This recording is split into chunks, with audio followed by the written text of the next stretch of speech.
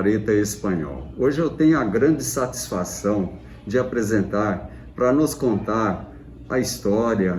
E olha, tem muito conteúdo, muita coisa, muitos vídeos virão. E hoje a satisfação maior é apresentar o Eugênio Koprovski, a qual eu tenho como professor, mestre da musculação. Há 40 anos eu o conheço e tenho uma plena confiança em tudo que ele fala. E vamos entrevistá-lo de algumas coisas. E virão outras coisas em treinamento, suplementação, alimentação, hidratação. Vamos falar de muitos assuntos, tá ok? Aqui está o Eugênio Koprovski. Olá, amigos.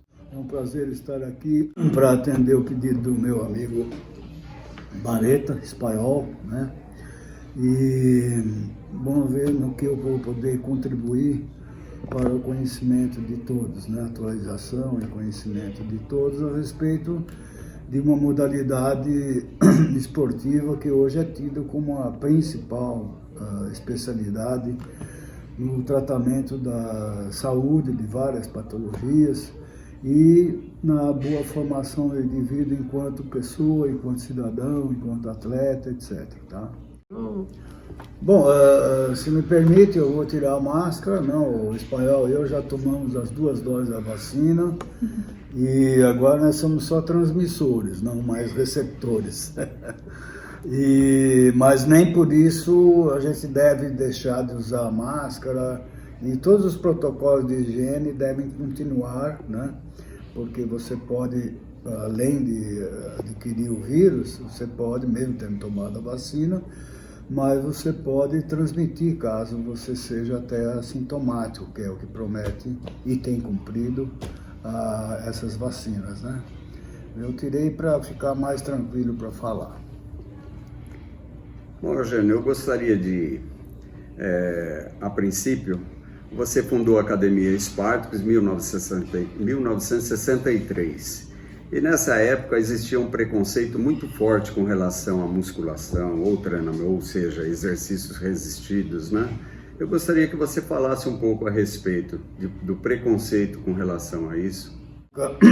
Já antes de 63, quando eu montei a academia, essa atividade ela era meio underground, né? Meio escondida. Era uma atividade que realmente sofria de muitos preconceitos, né? Por falta de conhecimento. Isso não ocorria, por exemplo, na Inglaterra, nos Estados Unidos, onde essa especialidade já era bastante praticada desde os anos 30, 40, né?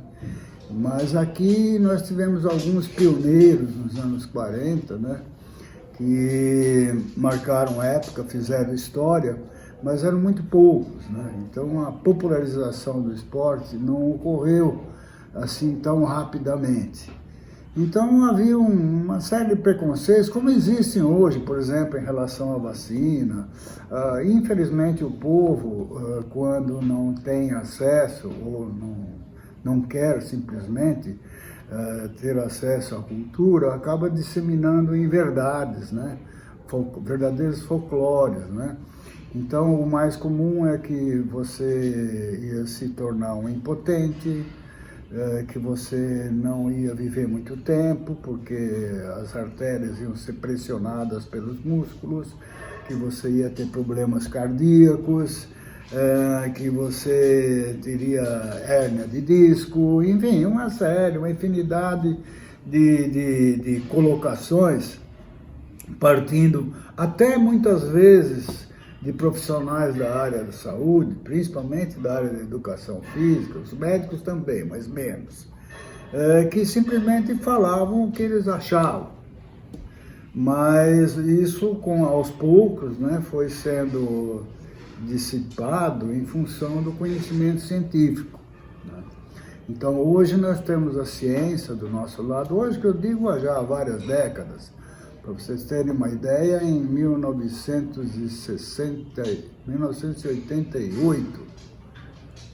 1988, o Colégio Americano de Medicina do Esporte, que é uma das entidades, talvez a entidade mais séria em treinamento esportivo no mundo, ela veio a público dizer: nós estávamos errados. A musculação, ela desenvolve várias capacidades, inclusive de benefícios à saúde preventiva, e à saúde corretiva. Bom,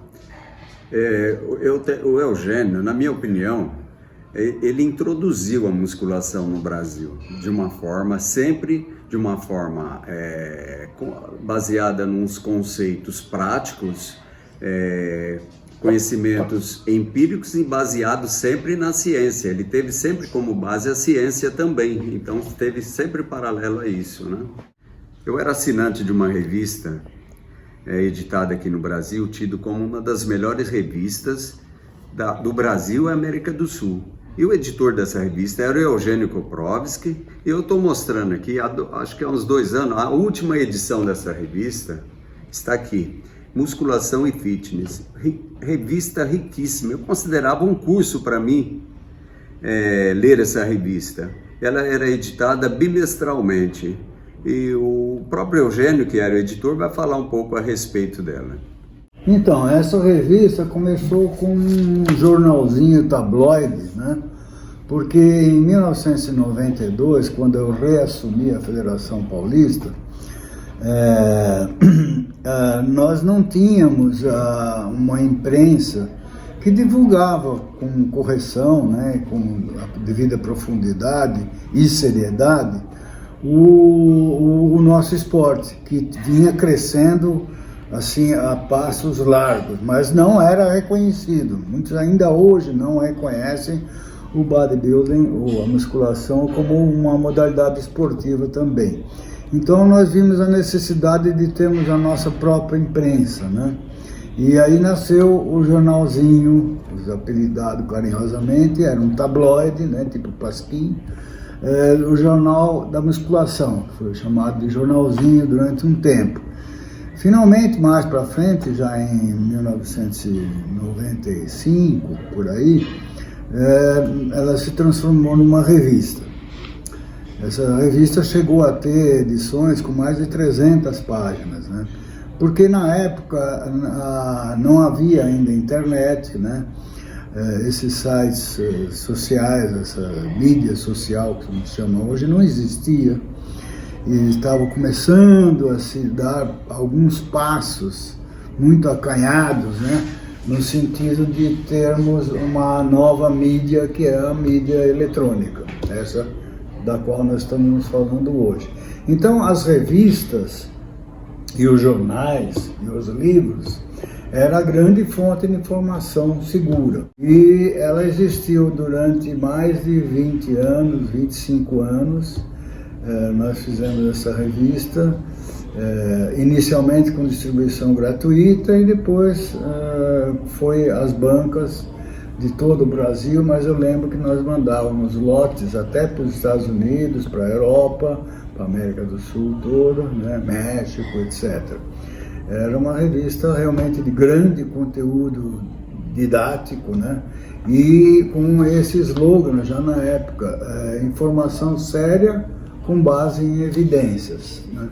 Quem era que está na capa aí, Eugênio? Eduardo Correia. Eduardo Correia. Ele já disputou, ele chegou perto de disputar a Olímpia? Ele foi vice-campeão Olímpia na categoria até 90 quilos. Né? Ah, sim.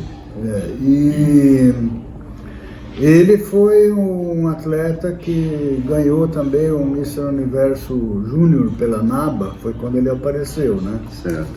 E então essa revista, o conteúdo sempre foi um grande orgulho nosso, né? Conteúdo científico, didático, conteúdo técnico da mais alta representatividade, né? E falando sobre os exercícios, falando também até aqui tem também um resumo da história do Eugênio Sandow, né? O Sandow foi, naqueles tempos, algo similar ao que é o Arnold Schwarzenegger hoje. Talvez mais, né? Porque não havia mídia, né? que há hoje. Então essa revista foi um grande marco e a grande alavancadora também da musculação praticada com seriedade, né? Com relação ao atleta que você falou, eu me lembro do Luiz Otávio Batista de Freitas. Eu tenho sempre ele como um dos melhores fisiculturistas bodybuilders do Brasil, né? Na época que ele foi disputar o Mister, eu lembro que você era o treinador dele. Aliás, treinador de vários atletas importantes do Brasil. Dos principais atletas do Brasil, você foi treinador. E ele chegou a disputar o Mister Olímpia nos Estados Unidos, né? Ele foi o primeiro brasileiro a disputar o Mister Olímpia e foi o primeiro brasileiro a ganhar o título de campeão mundial Mister Universo pela IFBB em 1987 em Madrid, Espanha, na categoria dos pesos pesados. Sim. O Luiz Otávio era nadador, depois foi levantador de peso olímpico e uma vez ele me procurou que ele queria se fazer, como se chamava na época, o bodybuilding, né? Fisiculturismo, né? E aí eu fui a pessoa que deu os primeiros passos importantes para ele. Mas ele era obstinado, ele tinha, embora fosse um indivíduo poderoso a nível de estrutura, né?